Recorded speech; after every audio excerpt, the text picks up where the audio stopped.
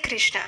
यह है भगवान श्री हरि को प्रिय मार्गशीर्ष मास और इस पवित्र मास में हम श्रवण कर रहे हैं भगवान की ही उन दिव्य लीलाओं का। मार्गशीर्ष मास की हमारी कथा श्रृंखला की पिछली कड़ी में हमने सुना कि किस प्रकार सभी गोपियां परम भगवान श्री कृष्ण को अपने पति के रूप में प्राप्त करने के लिए संपूर्ण मार्गशीर्ष मास में एक विशेष व्रत का अनुष्ठान करती हैं। और व्रत के अंतिम दिन जब वे यमुना में स्नान कर रही थी तो उस समय श्री कृष्ण उनके पास आते हैं और उनके वस्त्र चुरा लेते हैं। किसी प्रकार से उनसे वस्त्र प्राप्त करने के बाद सभी गोपियों ने अपने अंतिम दिन की पूजा समाप्त की और उस समय देवी दुर्गा उनके समक्ष प्रकट होती हैं। चलिए अब आज के इस अध्याय में देखते हैं कि आगे क्या होता है। उन सबके व्रतों से प्रसन्न होकर देवी दुर्गा उन सभी गोपियों के समक्ष उपस्थित हुई। देवी दुर्गा ने सभी गोपियों से पूछा कि वो क्या वर पाना चाहती हैं। तब उन सभी गोपियों ने एक स्वर से परम भगवान श्री कृष्ण की याचना उनसे की और देवी दुर्गा ने भी उनका मनोवांछित ये वर उन्हें प्रदान किया।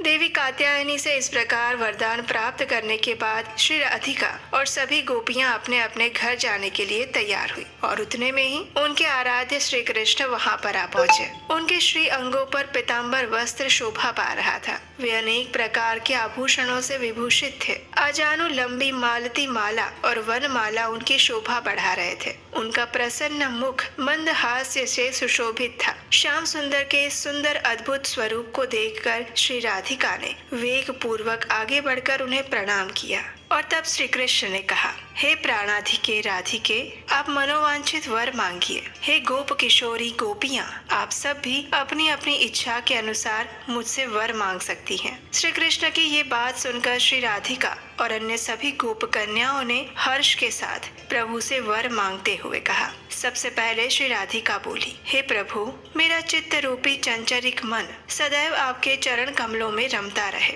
जिस प्रकार मधु कमल में स्थित होकर उसके मकरंद का पान करता है, उसी प्रकार मेरा मन रूपी भ्रमर भी सदैव आपके चरणार विंदों में स्थित रहे और भक्ति रस का निरंतर आस्वादन करता रहे। आप जन्म जन्म में मेरे प्राणनाथ बने और अपने चरण कमलों की परम दुर्लभ भक्ति मुझे प्रदान करें। मेरा चित्त सोते जागते दिन रात आपके ही स्वरूप और गुणों के चिंतन में सतत निमग्न रहे, यही मेरी इच्छा है। तत्पश्चात गोपियों ने कहा, हे प्राण बंधो, आप जन्म जन्म में हमारे प्राणनाथ हो और श्री राधा की ही भांति हम सबको भी सदैव अपने साथ रखें। गोपियों के ये वचन सुनकर प्रसन्न मुख वाले श्री यशोदा नंदन ने कहा, तथास्तु, ऐसा ही होगा। उसके बाद भगवान ने श्री राधिका को प्रेम पूर्वक सहस्त्र दलों से युक्त क्रीड़ा कमल और मालती की मनोहर माला अर्पित की। उसके साथ ही उन्होंने अन्य गोपियों को भी प्रसाद स्वरूप में अनेक पुष्प और मालाएं अर्पित की और फिर श्री कृष्ण ने कहा, हे व्रज देवियों,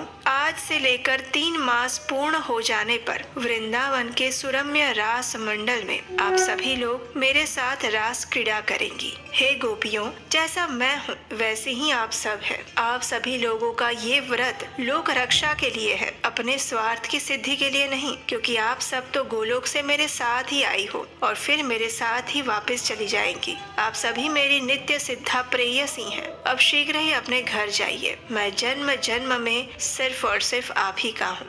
भगवान के ये सुंदर मधुर वचन सुनकर सभी गोपियां अपने हृदय में आह्लाद का अनुभव करने लगी और फिर बारंबार उन्हें निहारती हुई अपने अपने घर चली गई। और फिर 3 मास बीत जाने पर भगवान श्री कृष्ण ने उन गोपियों की इच्छा को पूर्ण करते हुए रास मंडल में महारास लीला की। ऋषि नारायण द्वारा सुनाई जा रही इस कथा को बीच में ही रोकते हुए नारद मुनि ने जिज्ञासा प्रकट करते हुए पूछा, हे भगवान, 3 मास व्यतीत हो जाने पर उन गोपिकाओं ने श्री हरि के साथ किस प्रकार रासलीला की? वृंदावन कैसा है? और फिर श्री कृष्ण तो एक ही थे और गोपियां अनंत थी। ऐसी दशा में किस प्रकार वह क्रीड़ा संभव हुई? मेरे मन में इस सुंदर लीला को श्रवण करने की उत्सुकता हो रही है। कृपया इस विषय में मुझे सुनाएं। तब नारायण ऋषि हंसने लगे और प्रसन्न मुख के साथ उन्होंने ये लीला कहना आरंभ किया। ऋषि नारायण ने कहा, हे देवर्षि, एक दिन श्री कृष्ण चैत्र मास के शुक्ल पक्ष की त्रयोदशी तिथि को चंद्र उदय होने के बाद वृंदावन में गए। उस समय जूही, मालती, कुंद और माधवी के पुष्पों का स्पर्श करके बहने वाली शीतल, मंद और सुगंधित वायु से सारा वन का विस्तार सुवासित हो रहा था। 9 लाख रास गृहों से युक्त वो वृंदावन बड़ा ही मनोहर दिखाई दे रहा था। चंदन, अगरू, कस्तूरी और कुमकुम की सुगंध सब ओर फैल रही थी। कस्तूरी और चंदन युक्त चंपा के फूलों से रचित अनेक प्रकार की शैयाएं उस स्थान की शोभा बढ़ा रही थी। उस सुंदर शोभा से संपन्न रास मंडल को देखकर भगवान मधुसूदन हंसे। उन्होंने कौतूहलवश वहाँ विनोद की साधन भूता अपनी वंशी को बजाना आरंभ किया और ये वंशी की ध्वनि उनकी प्रेयसी गोपिकाओं के प्रेम को बढ़ाने वाली थी। जब राधिका ने इस वंशी की मधुर ध्वनि को सुना तो वे तत्काल ही प्रेम व्याकुल हो उठी। वे अपने समस्त आवश्यक कर्म छोड़कर घर से बाहर आई और उसी वंशी ध्वनि का अनुसरण करती हुई आगे बढ़ी। राधिका की सुशीला आदि जो अत्यंत प्रिय 33 सखियां थी, वे सभी भी श्री कृष्ण द्वारा सुनाई जा रही इस वंशी की धुन से आकृष्ट होकर अपने अपने घरों से बाहर निकली। कुल धर्म का त्याग करके वे सब वन की ओर चल पड़ी और फिर उन प्रधान गोपियों के पीछे पीछे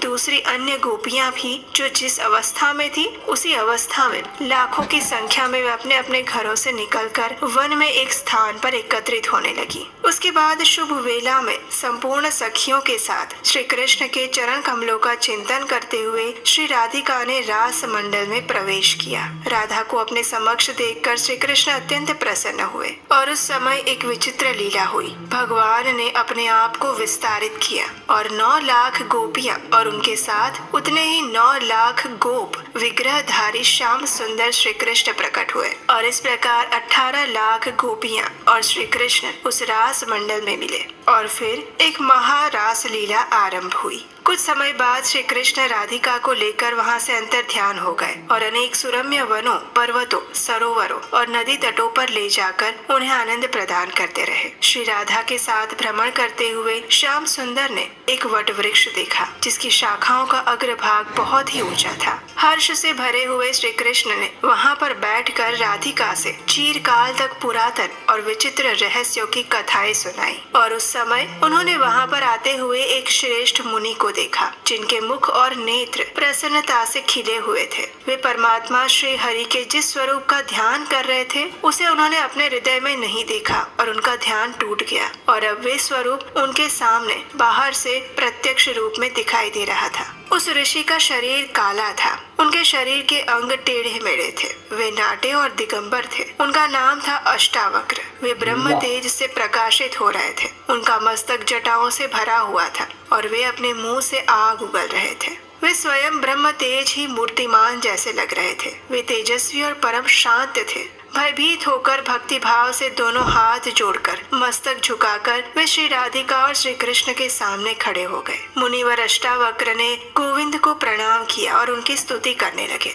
ऋषि अष्टावक्र ने भगवान की स्तुति करते हुए कहा, हे प्रभु, आप तीनों गुणों से परे होकर भी समस्त गुणों के आधार हैं, गुणों के कारण और गुण स्वरूप हैं। हे गुणनिधे, आपको नमस्कार है। आप सिद्ध स्वरूप हैं, समस्त सिद्धियां आपकी अंश स्वरूपा हैं। आप सिद्धि के बीज और परात्पर हैं, सिद्धि और सिद्ध गणों के अधीश्वर हैं और समस्त सिद्धों के गुरु हैं। आपको नमस्कार है। हे वेदों के बीज स्वरूप परमात्मा, आप वेदों के ज्ञाता, वेदवान और वेद वेत्ताओं में श्रेष्ठ हैं। वेद भी आपको पूर्णतः नहीं जान सकते। हे रूपेश्वर, आप वेदज्ञों के भी स्वामी हैं। आपको नमस्कार है। आप ब्रह्मा, अनंत, शिव, शेष, इंद्र और धर्म आदि के भी अधिपति हैं। आप शर्व यानी महादेव जी के भी स्वामी हैं। सबके बीज रूप गोविंद, आपको नमस्कार है। आप ही प्रकृति और प्राकृत पदार्थ हैं। संसार वृक्ष और उसके बीज और फल रूप है। आपको नमस्कार है। सृष्टि, पालन और संहार के बीज स्वरूप ब्रह्मा आदि के भी है ईश्वर। आप ही सृष्टि, पालन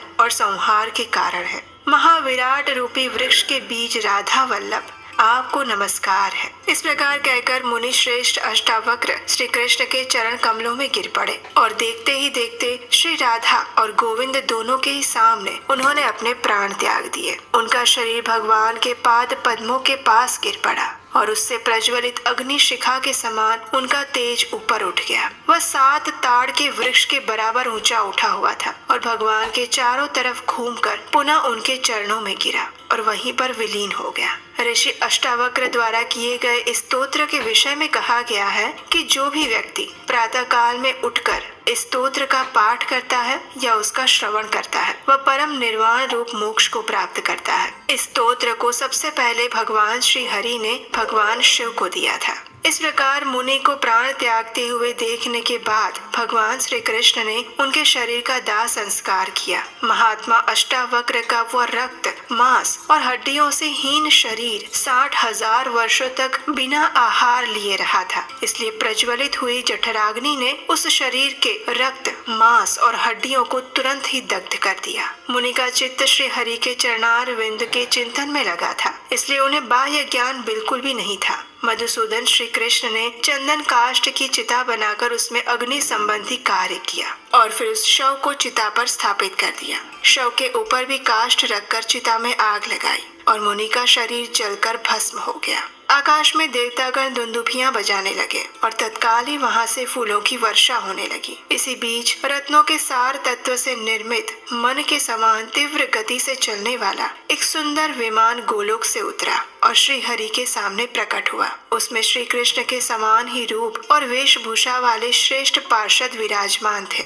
उन सबने राधिका और श्याम सुंदर को प्रणाम किया और सूक्ष्म देहधारी मुनीश्वर अष्टावक्र को भी मस्तक झुकाया और फिर उन्हें उस विमान पर बिठाकर वे उत्तम गोलोक धाम में चले गए। इस प्रकार मुनीन्द्र अष्टावक्र के गोलोक धाम चले जाने के बाद साध्वी राधिका ने आश्चर्य से भरपूर होकर भगवान श्री कृष्ण से पूछा, हे नाथ, ये मुनि श्रेष्ठ कौन थे? इनका ऐसा विचित्र शरीर क्यों था? वे अत्यंत तेजस्वी जान पड़ते थे। उनका जो प्रज्वलित अग्नि के समान तेज था वह साक्षात आपके चरण कमलों में विलीन हो गया और फिर तत्काल विमान में बैठकर वे गोलोक धाम चले गए और उन स्वरात्मा मुनि के लिए आपको भी रोना आ गया। हे प्रभु, आपने अश्रुपूर्ण नेत्रों से उनका सत्कार किया है, इसलिए कृपया मुझे ये बताएं कि ये महामुनि कौन थे और उनका वृत्तांत क्या है और इस विषय में भगवान श्री कृष्ण ने क्या उत्तर दिया, ये हम सुनेंगे हमारी मार्गशीर्ष मास कथा श्रृंखला की अगली कड़ी में। उसे सुनने के लिए आपके अपने चैनल को याद से सब्सक्राइब करके रख लीजिए, बेल आइकन दबा के रखिए, नोटिफिकेशन ऑन रखिए और अगर ये कथा अच्छी लगी है तो अपने मित्रों और परिवारजनों के साथ भी शेयर कीजिए। और हम आपसे मिलेंगे इसी कथा श्रृंखला की अगली कड़ी के साथ। हरे कृष्ण।